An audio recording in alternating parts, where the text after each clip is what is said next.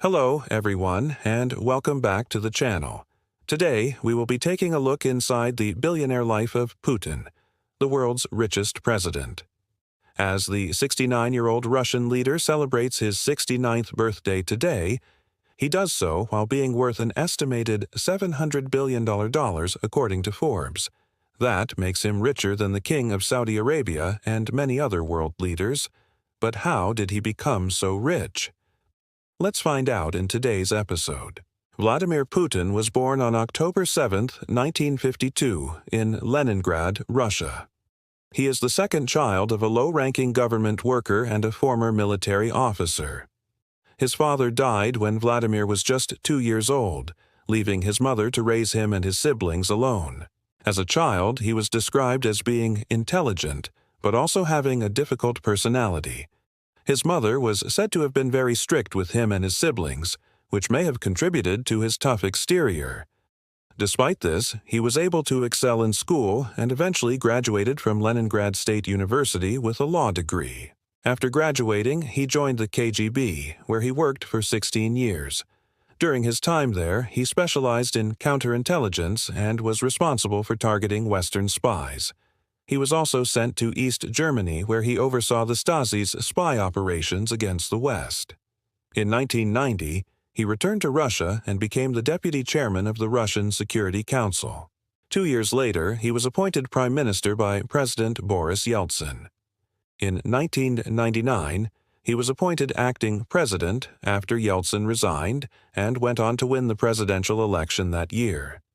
He has been re-elected twice since then, most recently in 2012. While it is no surprise that Putin is one of the richest people in the world given his position as president of Russia, what is perhaps more surprising is the fact that he is not a billionaire in rubles, but rather in US dollars. This is because Russia's economy is largely controlled by oligarchs who are close allies of Putin. These oligarchs run companies that span a variety of industries such as oil and gas, banking, and media. They have amassed huge fortunes through their businesses and are thought to have close ties to Putin.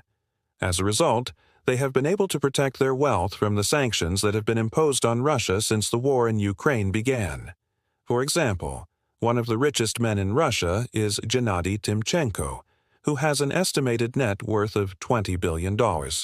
He made his fortune in the energy sector and is a close friend of Putin's. Another example is Alexei Mordashov, who has an estimated net worth of $18 billion. He made his fortune in steel and mining and is also a Putin ally. There are many other oligarchs like these who have amassed huge fortunes through their businesses in Russia. And they have been able to keep their wealth safe due to their close ties with Putin.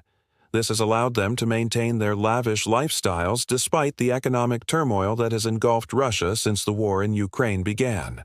Putin has been accused of using his power as president to enrich himself and his allies. Critics say that he has used his position to hand out lucrative contracts and favorable legislation that has helped them amass huge fortunes. However, Putin has denied these allegations and claims that he has done nothing wrong. He argues that his wealth is a result of hard work and smart investments, not cronyism or corruption. Whatever the truth may be, there is no denying that Putin and his allies have become incredibly rich while ordinary Russians have struggled to make ends meet. The vast majority of Russians live paycheck to paycheck, and the country has a high poverty rate. While Putin and his allies live lives of luxury, they have become increasingly isolated from the average Russian citizen. So, what does Putin's lavish lifestyle look like?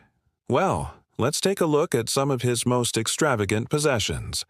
One of Putin's most prized possessions is his private jet. He uses the Boeing 747-300 for both personal and official business. The plane is equipped with luxurious amenities such as a conference room, office, and even a sauna. It is also heavily modified to withstand potential attacks and can carry up to 76 passengers. The cost of this plane is estimated to be around $375 million. But Putin doesn't just travel by air, he also has a massive navy. He owns a 5- and 12-foot long yacht called the Charlatan. The yacht has a swimming pool, helicopter landing pad, and can accommodate 37 guests and a crew of 60. It is estimated that the yacht costs around $400 million. But that's not all. He also owns another yacht called the Graceful. It is a 213-foot super yacht that is valued at $100 million. In addition to his private jet and yachts, Putin also owns a number of expensive homes. He has a 7,600-square-foot mansion in St. Petersburg that is worth an estimated $1.4 billion. The mansion has 13 bathrooms, a swimming pool, and a 2-story library. He also has a smaller apartment in Moscow that he uses as a personal residence. It is a 4-bedroom apartment that is worth an estimated $45 million. But Putin's extravagant lifestyle does not end there.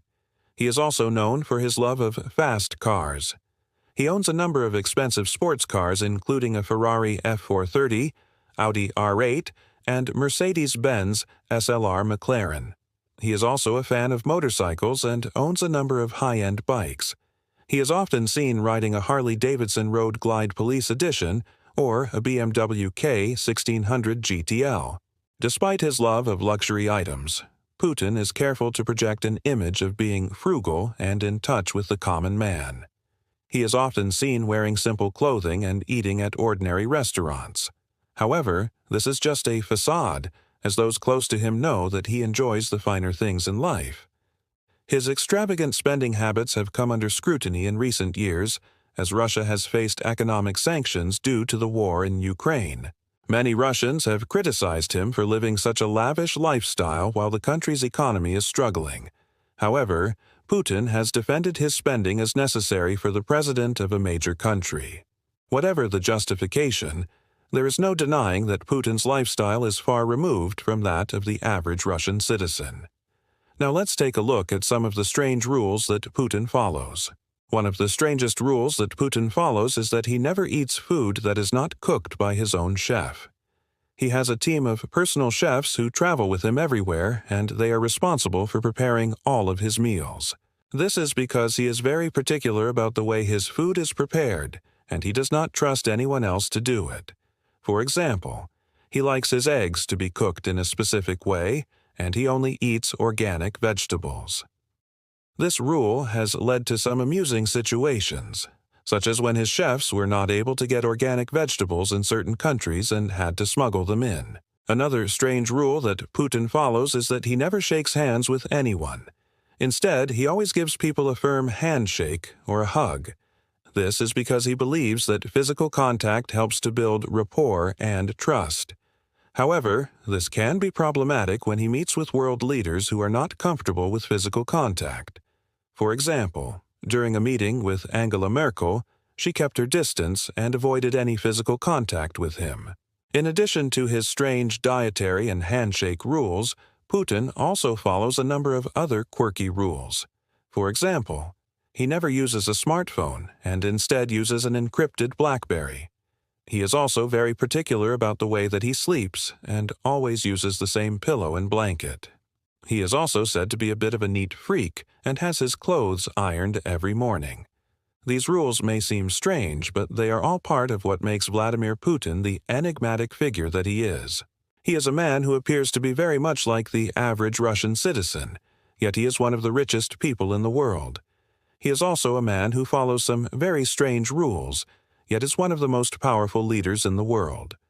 Ultimately, Vladimir Putin is a man of contradictions who continues to fascinate the world. Well, that's it for today's episode. What did you think about Putin's life? Do you think he is a good leader? Let me know in the comments below.